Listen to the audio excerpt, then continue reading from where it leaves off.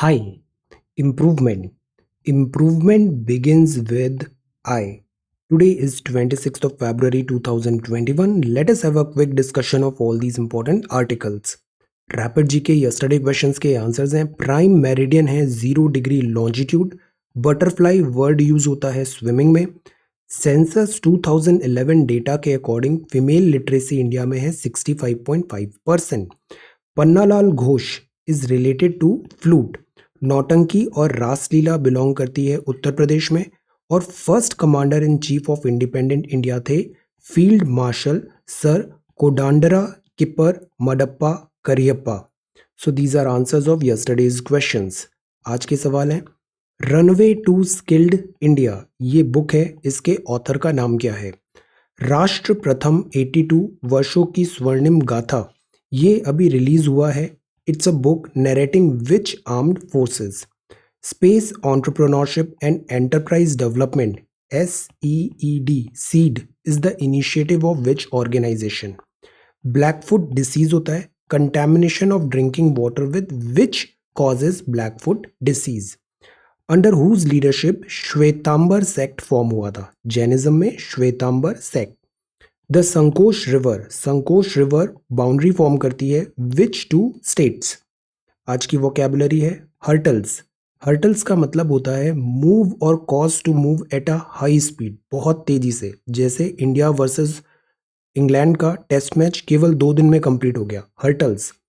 Eight high speed, uncontrolled. Business as usual इसका मतलब है ऑनगोइंग और अनचेंजिंग स्टेट ऑफ अफेयर्स है. डिस्पाइट डिफिकल्टीज और डिस्टर्बेंसेस कोविड-19 है बट बिजनेस एज यूजुअल.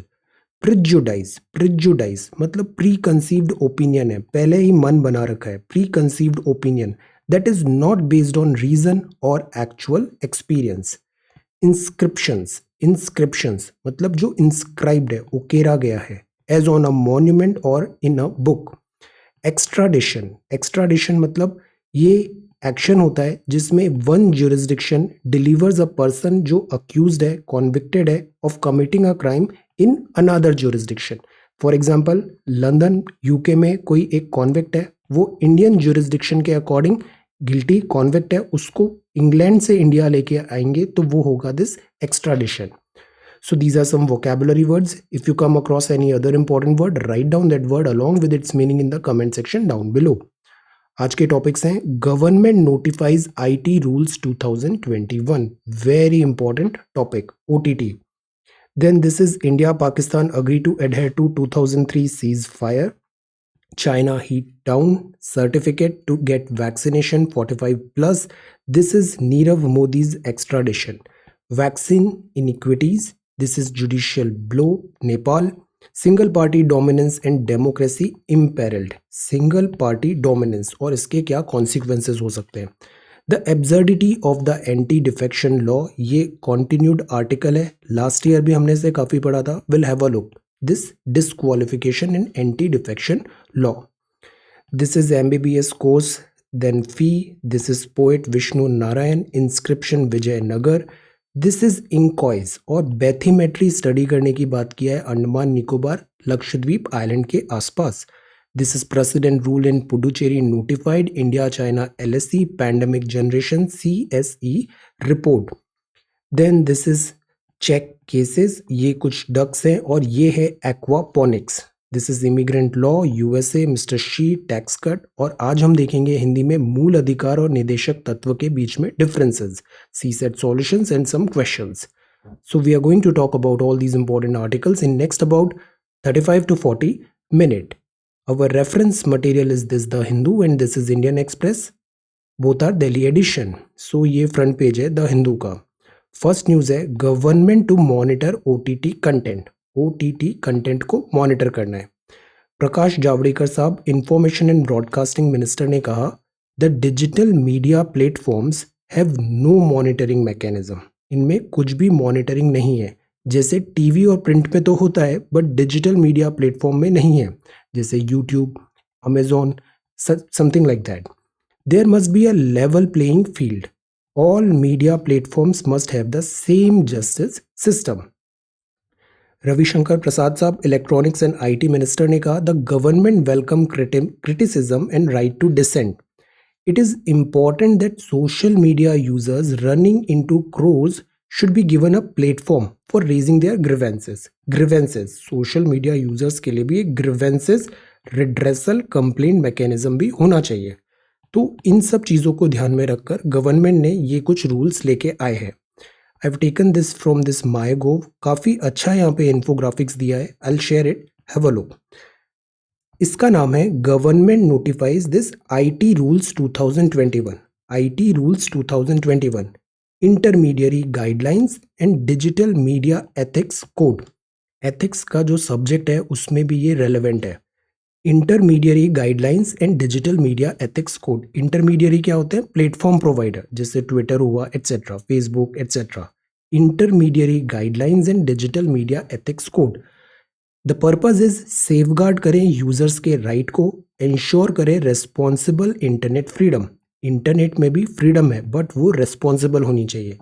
तो यहाँ कुछ लाइंस लिखी हैं, जैसे प्रपोज्ड फ्रेमवर्क होगा.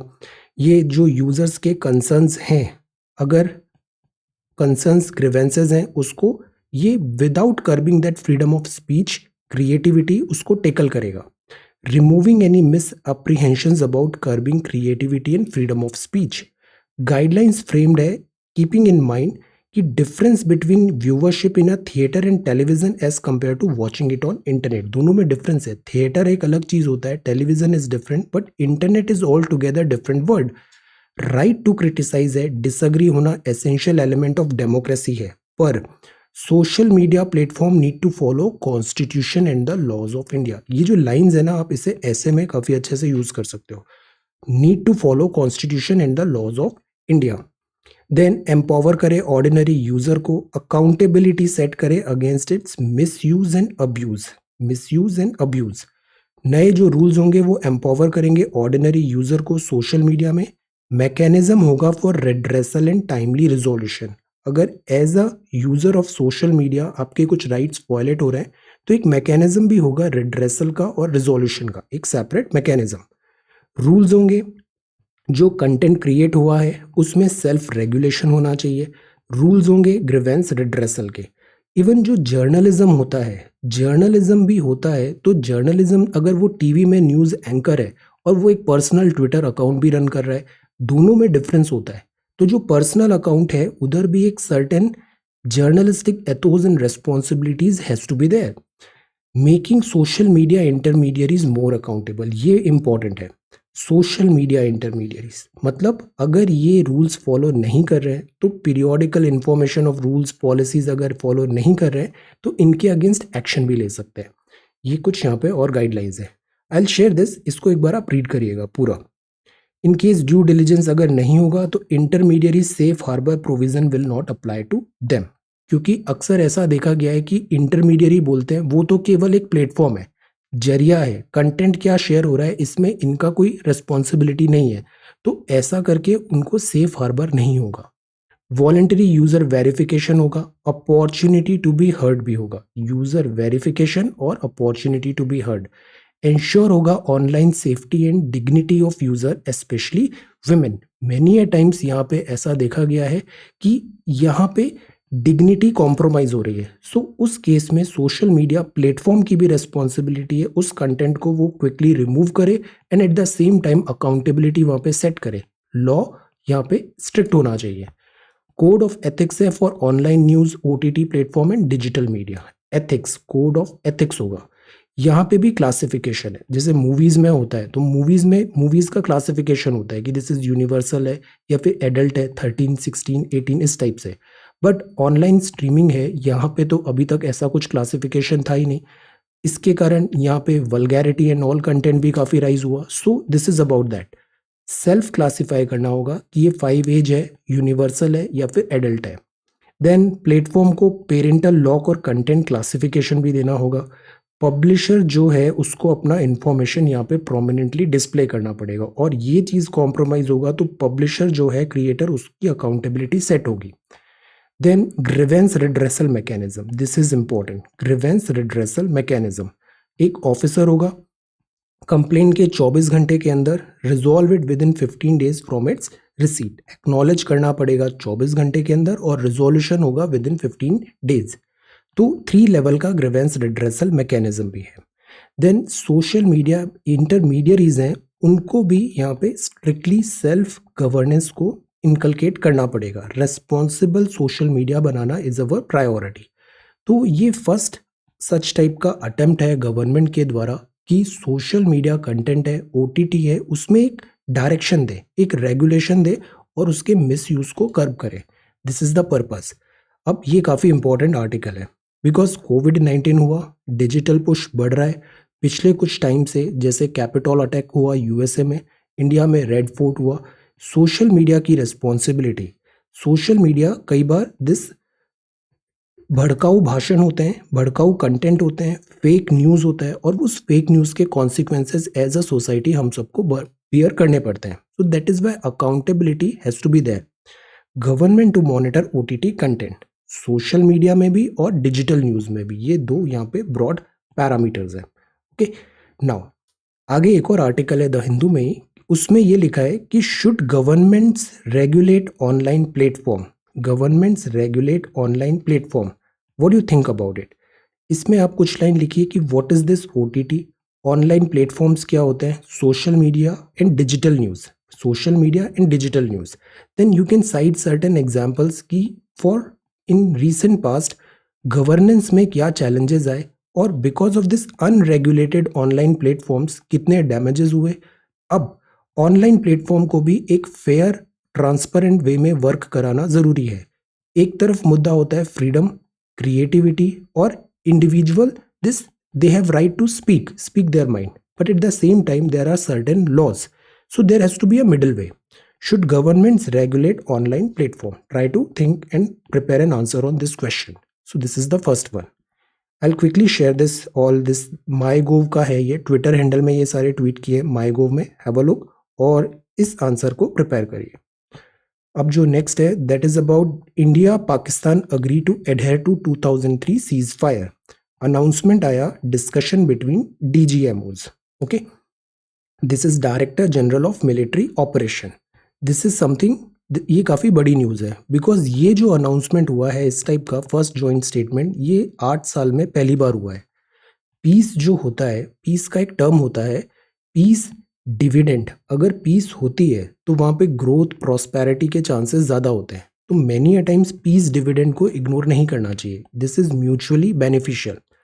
स्ट्रिक्ट ऑब्जर्वेंस होगा ऑल अग्रीमेंट्स का, अंडरस्टैंडिंग का, सीज फायर का, लाइन ऑफ कंट्रोल पे एंड ऑल अदर सेक्टर्स में। For past few months years LOC में फायरिंग एंड देन इसके कॉन्सिक्वेंसेज होते हैं जो लोकल्स यहाँ एलओसी के आसपास रहते हैं। तो उस पर्सपेक्टिव में this is a welcome move. Peace जो है वो म्यूचुअली बेनिफिशियल होती है। ये इसका एक और एंगल है कि चाइना के साथ अभी गलवान क्लैशेस हुए, वहाँ पे भी डिसएंगेजमेंट हुआ।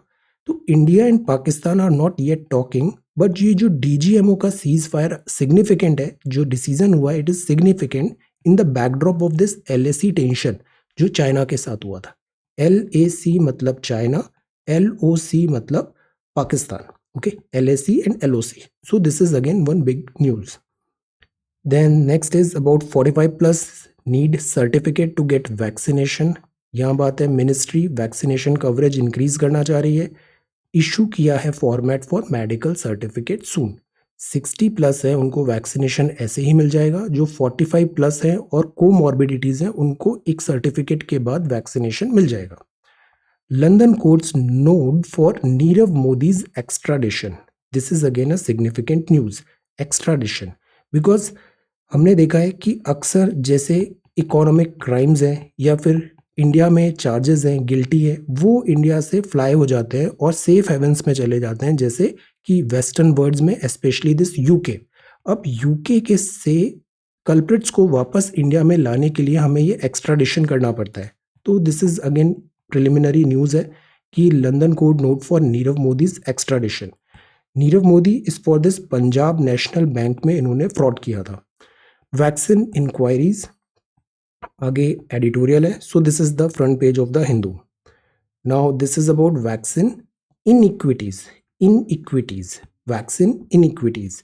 The government can consider vaccinating all those over 45 years of age, 60 plus and 45 plus with comorbidities. Private sector hospitals का सपोर्ट लिया जा रहा है इंडिया में। अब ये जो कोमॉर्बिडिटी है ना, इस कोमॉर्बिडिटी पे यहाँ पे कुछ डेटा दिया है कि इंडिया में कोमॉर्बिडिटी के भी काफ़ी ज़्यादा केसेस हैं, लाइक लाइफस्टाइल डिसीजेज है। स्पेशली कोविड-19 में लॉकडाउन हुआ, फिजिकल एक्टिविटीज़ बंद हो गई और ये जो लाइफस्टाइल डिसीजेज है दे आर ऑन राइज, जैसे कि फैट या फिर डायबिटीज़ या फिर hypertension, sleep disorder, such type of lifestyle diseases. तो these are also very common और इनका परसेंटेज बढ़ता जा रहा है बिकॉज सोशल लाइफस्टाइल चेंज हो रही है। तो ये लाइफस्टाइल डिसीजेज हैं, ये भी वल्नरेबल कर देती है पर्सन को ऑनस्लॉट ऑफ दिस कोविड-19 के दरमियान। कोविन एक नेटवर्क है, आईटी प्लेटफॉर्म है जिसमें रजिस्ट्रेशन होता है सारे यूजर्स का जिनको वैक्सीनेशन देना है। इसमें ग्लिचेस आए और उस ग्लिचेस के कारण भी कोविड वैक्सीनेशन का रोल आउट स्लो डाउन हुआ। स्टिल हमें इंस्पायर करना चाहिए confidence in vaccination because vaccination is the only way out. Social vaccination and this regular vaccination, this is judicial blow. Judicial blow है news about Nepal. Nepal के prime minister ओली थे, stands exposed after Supreme Court reversed his decision to dissolve parliament. Status को anti supreme court ने वहां की लगा दिया है नेपाल की और रीस्टोर कर दी है उस पॉलिटिकल पार्लियामेंट को जिसको मिस्टर ओली ने दिसंबर को यूनिलैटरली डिसॉल्व कर दिया था। मिस्टर ओली का इंप्रेशन ये था कि अभी जो पार्लियामेंट है वो कोलिशन गवर्नमेंट की है, इसको मैं डिसॉल्व कर देता हूँ, फिर से री इलेक्शन करता हूँ तो मेरे चुनाव यूनिलैटरली जीतने के प्रोस्पेक्ट्स बढ़ जाएंगे। ये सोच के उन्होंने यूनिलैटरली डिसॉल्व कर दिया, बट सुप्रीम कोर्ट ने वापस स्टेटस को एंटी कर दिया है। So mister Oli is in trouble. इसमें चाइना का भी एक एंगल देखने को कुछ टाइम पहले दिखा था।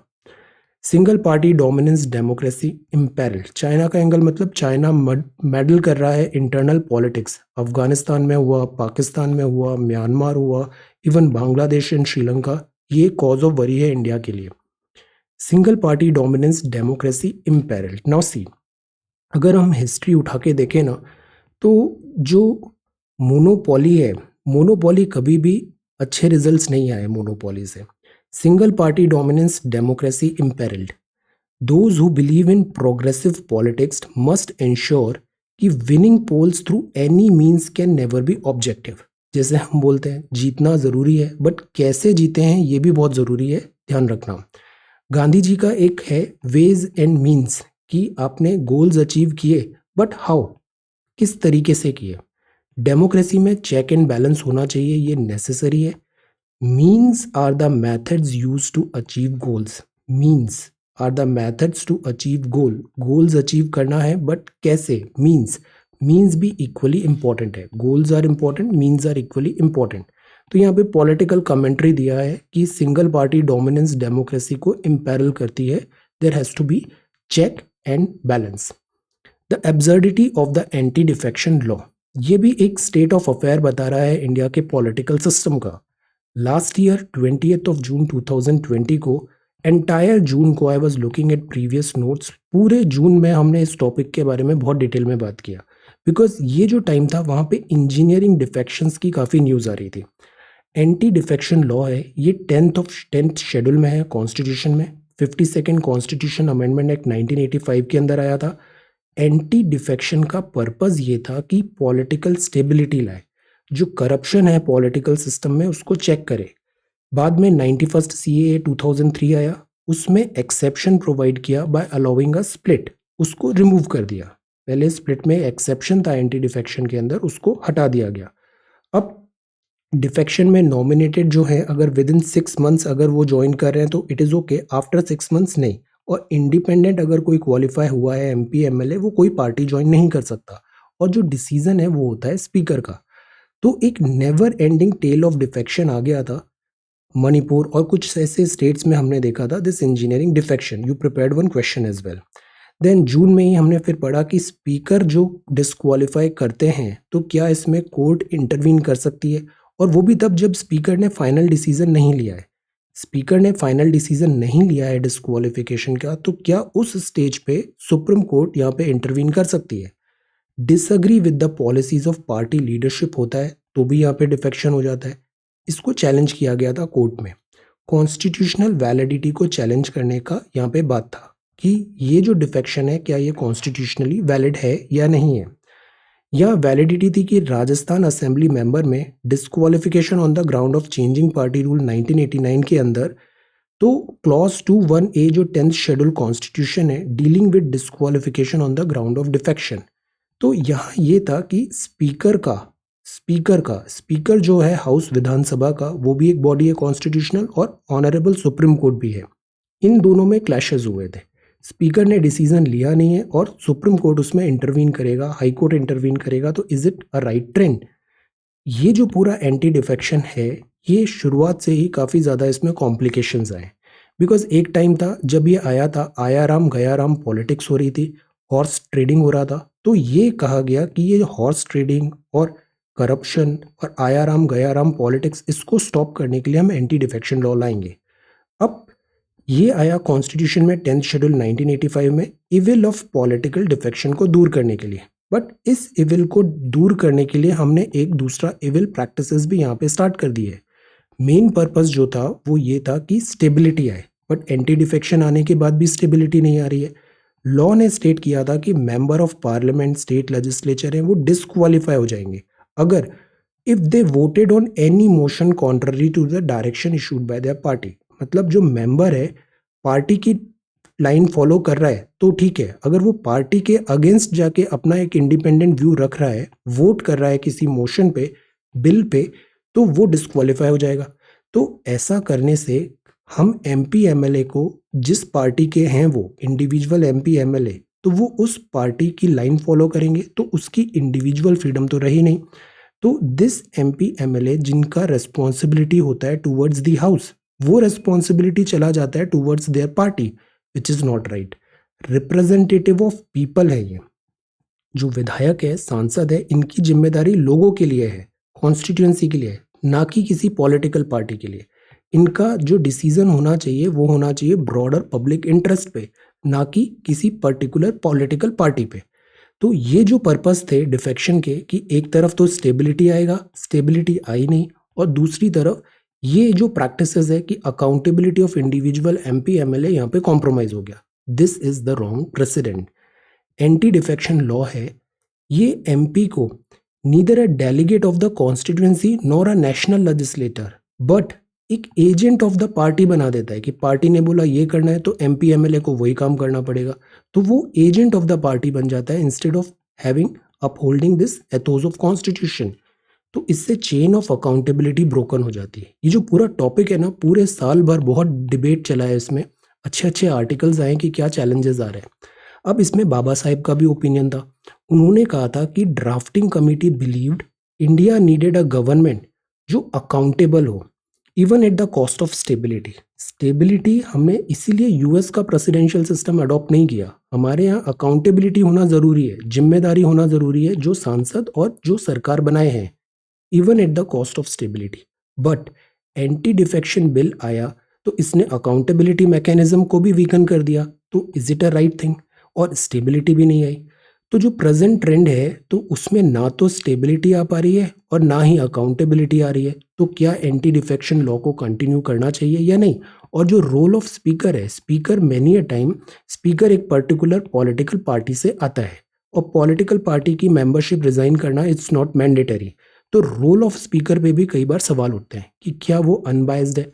और फिर कोर्ट और हाउस ऑफ स्पीकर जो है, इन दोनों ऑफिसेस में क्लैशेस भी हो जाते हैं। तो ये पूरा जो एंटी डिफेक्शन लॉ है, क्या ये सर्व कर रहा है इस पर्पस को, इस बात पे debate and discussions are going on. So you prepare a note on anti defection law. Constitution के क्या प्रोविजन है इसमें आप लिखिए, एथोस क्या है, यूजेज क्या क्या हुए हैं, कुछ एग्जाम्पल्स बताइए, मिस यूजेज होते हैं, मेरिट्स और demerits, and amendment and utility. Amendment करने की ज़रूरत है, जैसे एक बार अमेंडमेंट हुआ था फिर से अमेंडमेंट करें, चेंजेस लाएं, और इसकी यूटिलिटी पे डिस्कशन करें। This is anti defection law. ये भी काफ़ी इंपॉर्टेंट टॉपिक है। अब जो नेक्स्ट है that is about this, should governments regulate online platform. अब ये जो गवर्नमेंट का रेगुलेशन भी है ना, ये पॉजिटिव नेगेटिव्स दोनों हैं। ओवर्ट रेगुलेशन होता है तो इससे फ्रीडम फ्रीडम, क्रिएटिविटी, वॉइसेस कर्ब हो जाती है। और अगर रेगुलेशन बिल्कुल भी नहीं होता है तो फिर इसके अदर कॉन्सिक्वेंसेस हो जाते हैं जो आजकल हम OTT में देख रहे हैं। तो should governments regulate online platform? एक moral panic around big tech is muddying the water. ये पूरे वर्ल्ड में, इंडिया नहीं, सारे कंट्रीज में ऐसा चल रहा है। US देखिए, यूरोप देखिए, ऑस्ट्रेलिया देखिए, South America, Africa, everywhere. Big tech government versus this government, जो नेशनल गवर्नमेंट है वहाँ की। This is inhibiting free speech. Courts shouldn't preempt assembly inquiry based on limits of legislative competence के बारे में दिया है। पार्लियामेंट्री प्रिविलेजेस एंड कोर्ट का उसमें action. This is fix reasonable fee for MBBS course. This is important. जो fee होती है ये एग्जॉर्बिटेंट नहीं होनी चाहिए। There has to be a certain cap. Inscriptions मिले हैं Vijayanagar, kings death discovered. Epigraphical reference मिला है जब डेथ हुआ था विजयनगर किंग कृष्णदेव राय का। ये मिला है दिस तुमाकारू डिस्ट्रिक्ट में। 17 अक्टूबर 1529 उसमें डेट लिखी हुई है। Death of Krishnadev Raya. कृष्णदेव राय बहुत इंपॉर्टेंट किंग थे दिस विजयनगर किंगडम में। Poet Vishnu Narayan, this is नामबूर 3, पासेस अवे। आप काफ़ी अच्छे, आपका काम है प्रोग्रेसिव और फिलोसफिकल कॉन्विक्शन में। मलयालम में आपने पोएट्री किया है। This is INCOIS to go for aerial mapping of ocean floor. INCOIS, what is INCOIS? Indian national centre for ocean information services. Indian national centre for ocean information services. Remote sensing, the purpose is कि हम ocean को better समझें। जैसे एक space exploration होता है, ऐसे ही deep sea exploration भी इंपॉर्टेंट है। बिकॉज जो ओशन है ना, हमारी अर्थ का कितना परसेंटेज वाटर है सरफेस में? अर्थ को इसीलिए ब्लू प्लैनेट बोलते हैं। Blue planet. ज्योग्राफी का class 11th NCERT, very good. Physical geography, उसमें ये पूरा ओशनोग्राफी चैप्टर है, दैट इज एक्सेलेंट। ये ओशनोग्राफी की टोपोग्राफी है, प्लेट फॉर्मेशन कैसे बना, oceanic plate and this continental plate. Oceanic plate की सिग्निफिकेंस क्या होती है, देन ये मिड ओशनिक रिजेस क्या होते हैं, plate tectonic theory, continental drift theory, ये बड़े इंपॉर्टेंट टॉपिक्स हैं। स्ट्रेट फॉरवर्ड क्वेश्चंस आते हैं। जैसे ओशन है, ओशन में सुनामी आती है। Tsunami why? Because of this plate tectonics, या सडन शिफ्ट हुआ अंदर कुछ एक्टिविटी के कारण, तो ऐसे रिपल्स जनरेट होते हैं। अब that is why it is important to understand oceans. और इसीलिए अंडमान एंड निकोबार के आसपास ओशन का दिस स्टडी हो रहा है। बैधीमेट्री होता है, दिस इज द थीम। अब अगर इसका हम ऐसे क्रॉस सेक्शन देखें तो ओशंस जैसे ये होते हैं ना, ये कॉन्टिनेंटल लैंडमास है। फिर यहाँ पर दिस कोस्ट लाइन स्टार्ट होती है, समुद्र स्टार्ट हुआ, फिर कॉन्टिनेंटल शेल्फ है, फिर ऐसे स्लोप आता है, ऐसे स्लोप आता है। स्लोप में ही आपको ऐसे सबमरीन कैनियंस वगैरह भी देखने को मिलती है। फिर ये ट्रेंचेस होती है। सबसे डीपेस्ट ट्रेंच कौन सी है वर्ल्ड की? Name it. फिर एक अबिसल प्लेन है, बीच में ऐसे गयाउट्स होते हैं, ये डूबे होते हैं, और ये आइलैंड्स जैसे ऊपर बाहर आ गया। ये मिड ओशनिक रिज है। यहाँ पे कॉन्टिनेंट्स जो प्लेट्स हैं वो ऐसे स्प्रेड हो रहा है, इसको बोलते हैं सी फ्लोर स्प्रेडिंग। ये सी माउंट्स हैं, ऊपर से फ्लैट है, ये स्लोप है, शेल्फ है, ओशनिक क्रस्ट है यहाँ पे। फिर यहाँ पे डिपॉजिट्स होते हैं बहुत सारे। तो ओशन जो है ये बहुत इंपॉर्टेंट है। ये जैसे सबडक्शन जोन है, प्लेट अंदर जा रही है और ये यहाँ पर ऐसे है, और यहाँ पे फॉर्मेशन हो रहा है। तो ऐसे कन्वेयर बेल्ट की तरह ये फॉर्मेशन होता है। 11th geography, excellent book. Now INCOIS जो है वो प्लान कर रहा है help of national remote sensing centre के साथ मिलके एरियल मैपिंग करना अंडमान एंड निकोबार का और लक्षद्वीप आइलैंड्स का भी, ताकि बेटर पिक्चर मिले ओशियन फ्लोर के बारे में। बैथीमेट्रिक स्टडी, ये एक similar high resolution topographic airborne laser terrain mapping करेगा पूरी coastline area of country. Coastline, कल हमने लैंड देखा था ना, कोस्ट लाइन का टोटल लेंथ कितना है? कल ये लैंड का देखा था हमने, टोटल लैंड फ्रंटियर इंडिया का कितना है, कोस्ट लाइन कितना है? आप आंसर करो। मेन कोस्ट लाइन और इंक्लूडिंग दिस आइलैंड्स। इसका 3D मल्टी हैजार्ड मैपिंग भी होना है। सुनामी जैसे थ्रेट्स आते हैं, इससे हमें बेटर अंडरस्टैंडिंग होगी। तो पॉइंट इज, जितना नॉलेज हमें मिलेगा उतना ही हम बेटर प्रिपेयर हो पाएंगे। Knowledge is power. Back channel diplomacy played it's part. Now see, हम अक्सर बोलते हैं जो भी इंटरनेशनल अफेयर के टॉपिक्स होते हैं या फिर एनीथिंग, उसके 3 वर्जन होते हैं। पहला वर्जन जो होता है वो on ground, on the spot, जैसे ये पर्सन है ना, इसको एक्चुअल में पता है यहाँ पे क्या हो रहा है, यहाँ पे ऑफिसर इंचार्ज जो है उसको पता है यहाँ पे क्या हो रहा है। So this is first hand information. Second information वो होती है जो ऑफिशियल चैनल के थ्रू बोली जाती है, गवर्नमेंट का सर्कुलर आता है, प्रेस रिलीज आता है, जिसमें गवर्नमेंट अपना स्टैंड बताती है कि एलओसी में हमारा ये स्टैंड है। तो फर्स्ट हुआ ऑन द स्पॉट जो है, सेकंड हुआ गवर्नमेंट का ऑफिशियल वर्जन, और थर्ड होता है दिस जो सोशल मीडिया पॉलिटिक्स वगैरह में जो चलता है, हम इस वर्जन को प्रेफर करते हैं जो ऑफिशियल प्रेस रिलीज है, बिकॉज ये information we do not have access to this information, और इस इंफॉर्मेशन पे we do not this is not reliable, इसको कोट नहीं कर सकते, we follow this. Back channel diplomacy, तो एक डिप्लोमेसी होती है जो पॉलिटिकल लीडर्स हो रहे हैं, आईएफएस ऑफिसर्स वगैरह। बैक चैनल मतलब बिहाइंड द सीन ऑफिसर्स हैं, डायरेक्ट इनडायरेक्ट भी होता है इनका। इस डिप्लोमेसी ने played part in restoring normalcy between this zone. This is Hurriyat. ये प्रेसिडेंट रूल पुडुचेरी में नोटिफाई हो गया। प्रेसिडेंट रूल का आर्टिकल कौन सा होता है आप बताओ?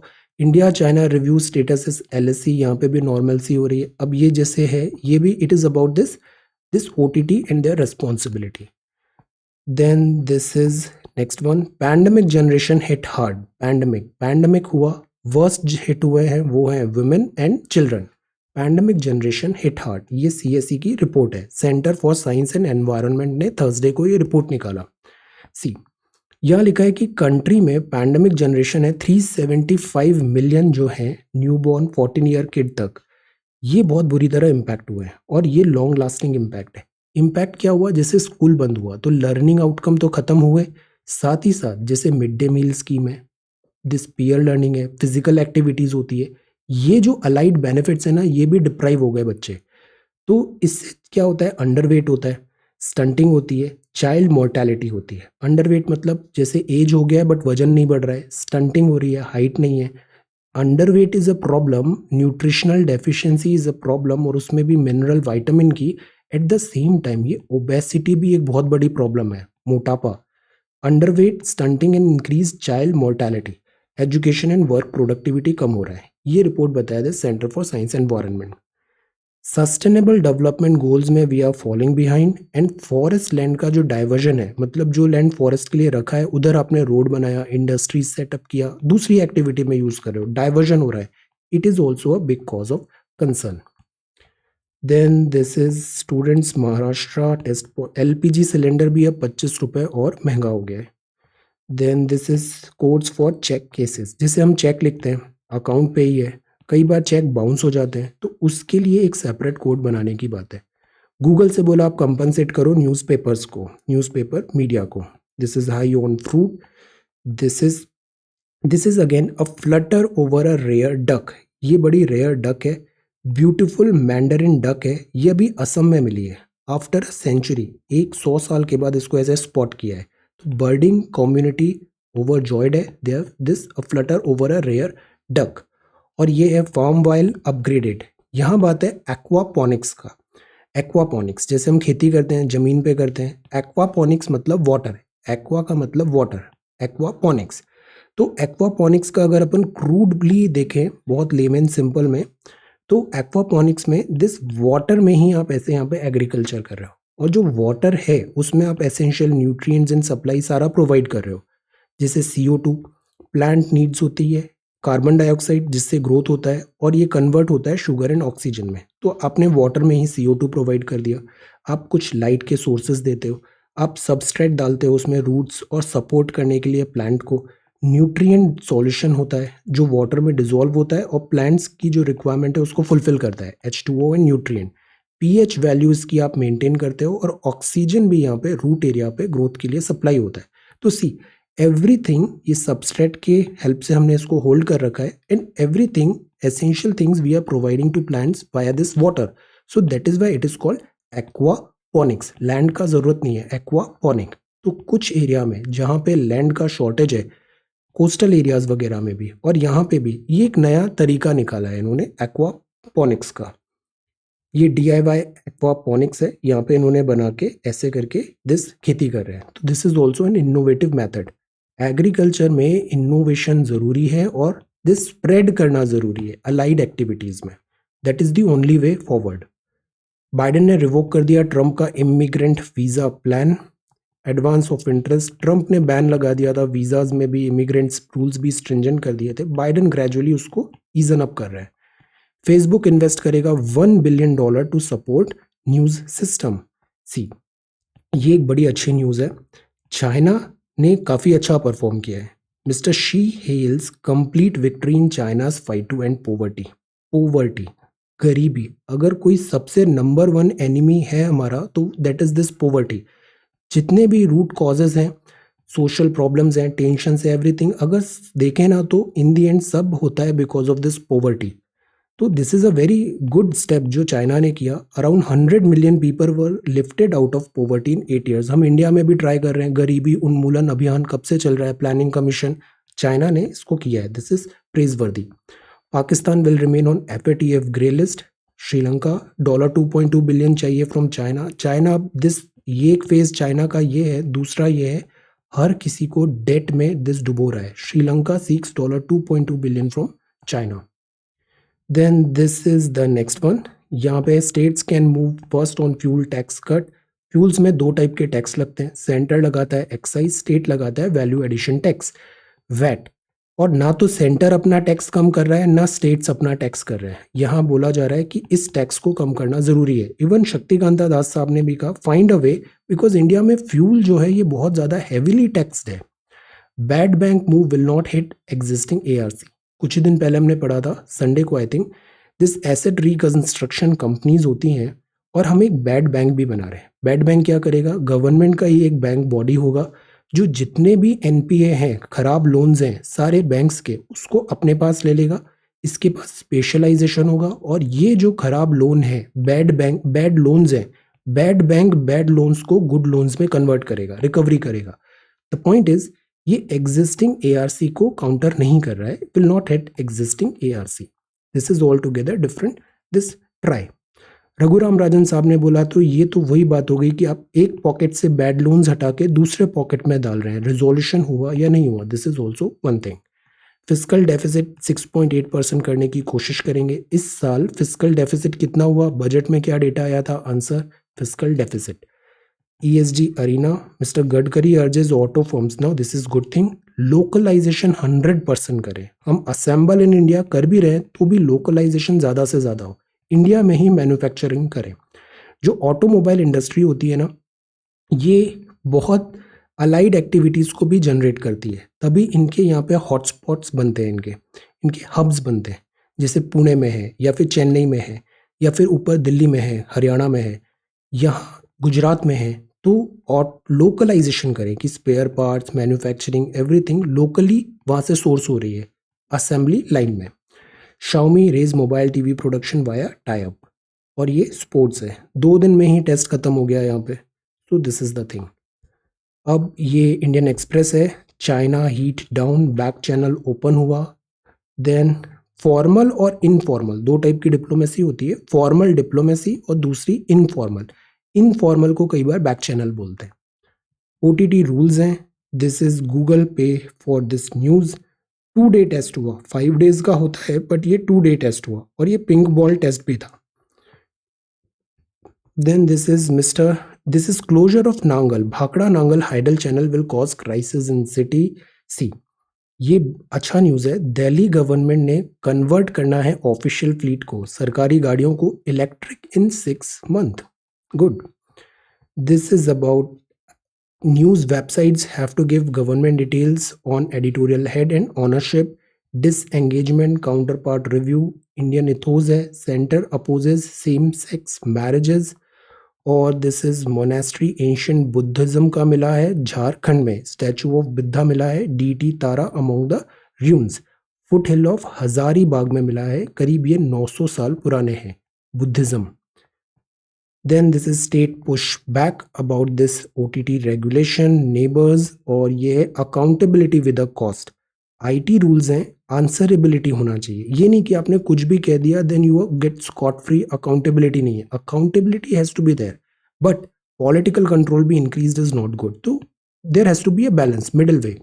The fun of learning, education policy, this is fine balance in digital age is important. Light touch हो, अजाइल फ्रेमवर्क हो डिजिटल मीडिया कोड में। A reason to disengage Ladakh में, दिस इज FATF, पाकिस्तान अभी ग्रे लिस्ट में ही रहेगा। Myanmar में है crisis, Australia ने लॉ बना दिया है गूगल को न्यूज़ पे करने के लिए, Facebook and Google, this is victory, mister she ने, रूरल पॉवर्टी यहाँ पे एंड हुआ है। इंडिया को भी गरीबी जितना जल्दी उन्मूलन हो सकता है, we should work on this sincerely, this rural poverty, गरीबी उन्मूलन में। दिस इज काशोगी, और यहाँ पर है this the inside new social media codes. Have a look, इस आर्टिकल में भी डिटेल में देखा है, have a look at this MyGov का infographics and this article as well. हमारे यहाँ ऑलरेडी आईटी एक्ट था, आईटी एक्ट 2000, इसमें भी प्रोविज़न है, जैसे सेक्शन 79 है, इंफॉर्मेशन टेक्नोलॉजी एक्ट का बोलता है सेफ हार्बर टू इंटरमीडियरीज है, मिडिल मैन जैसे platform provider that host user generated content, उनको एग्जेम्पशंस मिला है from liability for the action of user if they adhere to government prescribed guideline. If अगर वो गवर्नमेंट प्रिस्क्राइब्ड गाइडलाइंस में है तो जो इंटरमीडियरीज हैं, Twitter, Facebook, YouTube, WhatsApp like, वो सेफ गार्डेड है यूजर कंटेंट जनरेशन, कंटेंट जो यूजर ने जनरेट किया है। देन इसके बाद 66 है, सेक्शन 66 बोलता है if a person without the permission of the owner किसी दूसरे कंप्यूटर या नेटवर्क को हार्म पहुंचाएगा तो उस पर पेनल्टी होगी। 67A बोलता है, प्रोविजन है फाइन इम्प्रिजनमेंट का अगर सेक्सुअली एक्सप्लिसिट कंटेंट और कंडक्ट आप प्रोवाइड करा रहे हो। देन आईटी एक्ट 2000 में 43A बोलता है कंपनसेशन जो इंटरमीडियरी का है वो रीजनेबल और good quality security safety parameter होना चाहिए, उसको ध्यान में रखे, रीजनेबल सिक्योरिटी प्रैक्टिसेस।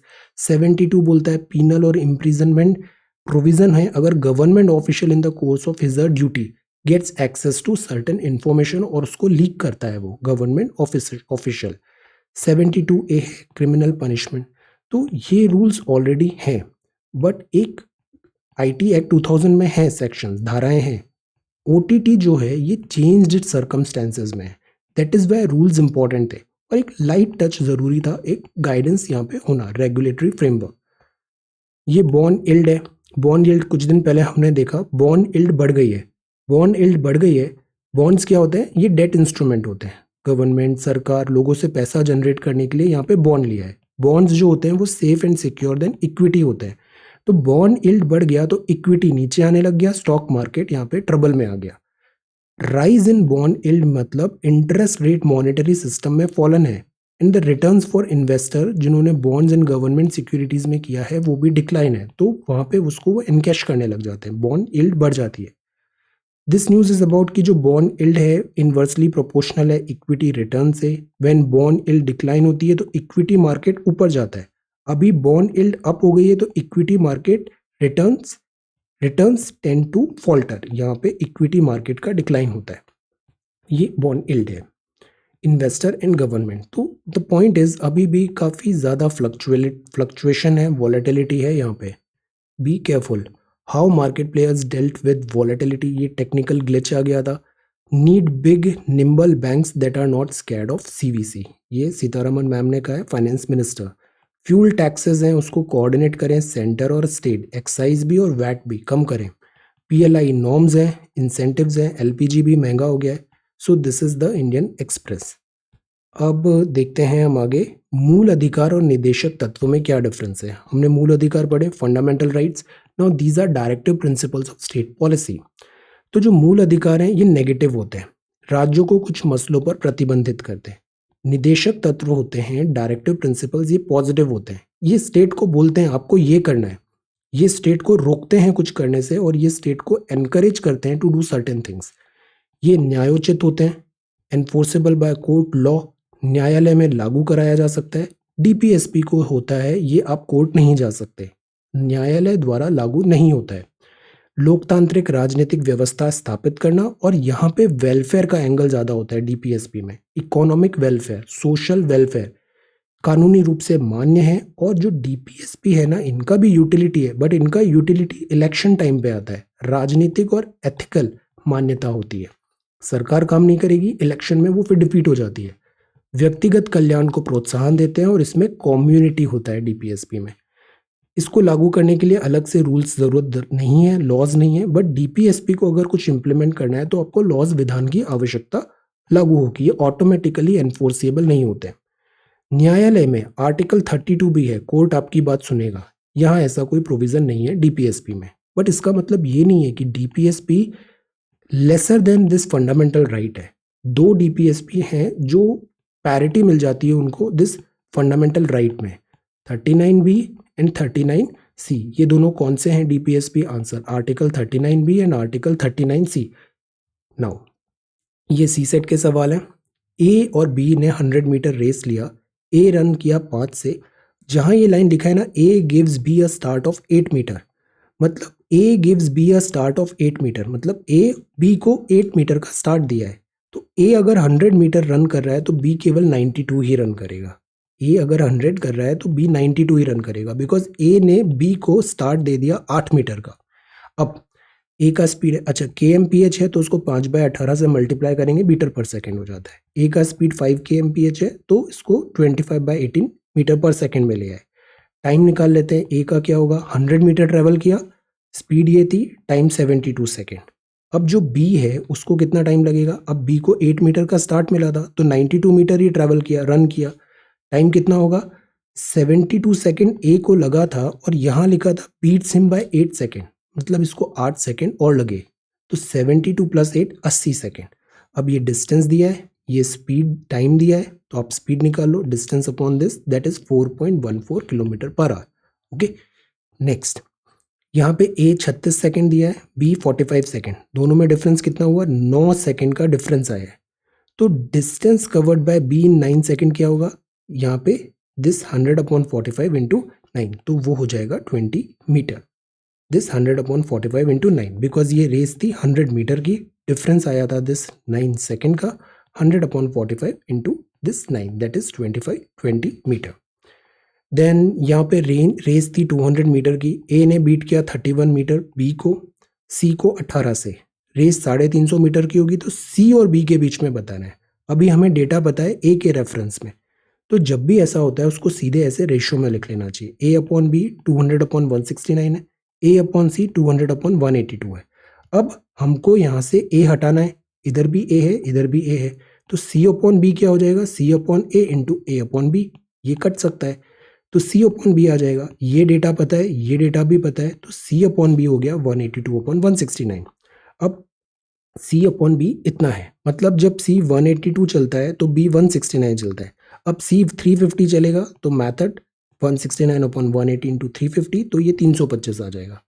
तो जब C 350 मीटर चल रहा है तो B चल रहा है केवल 325, मतलब कितने मीटर से डिफीट किया? 25 मीटर से डिफीट किया। Okay, these are good questions, थोड़ा सा प्रैक्टिस और ये बड़े इजीली सॉल्व हो जाएंगे।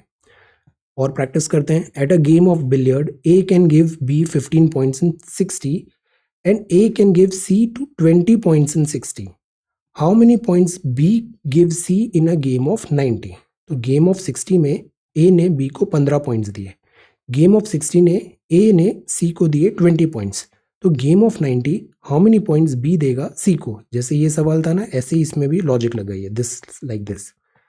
A रन करता है 22.5 मीटर, B रन करता है 25 मीटर। 1 किलोमीटर की रेस में B ज़्यादा तेज है, कितने डिस्टेंस से बीट करेगा A को? 200 मीटर की रेस है, A ने बीट किया B को 35 मीटर से या 7 सेकंड से। 35 मीटर डिस्टेंस है, 7 सेकंड टाइम है, A ने बीट किया B को, तो A का टाइम ओवर द कोर्स कितना है? अब इसको, इस डेटा को यूज करके आप over the course of time 200 metre find कर लेंगे। So these are 3 questions for today. So this is CSAT. ये है difference between fundamental rights and DPSP. This is Trump, immigration, tax cut, aquaponics. Aquaponics is important. LSE, pandemic, CSE report. ये है ocean floor study. This is inscription. Answer this question. Anti-defection law. You have Lakshmikant with you. Read this entire chapter and prepare this question. और static पे थोड़ा सा current affairs डालते हैं, इससे answer better हो जाता है, यूनिक होता है। वैक्सीन इनिक्विटीज, जुडिशियल ब्लो, और ये है OTT content. Prepare this topic as well. OTT content, ये जो गाइडलाइंस हैं इनके बारे में अच्छे से पूरा पढ़िए। सो this is 26th of February 2021. Thank you so much for watching this video. Take care, study well and be safe.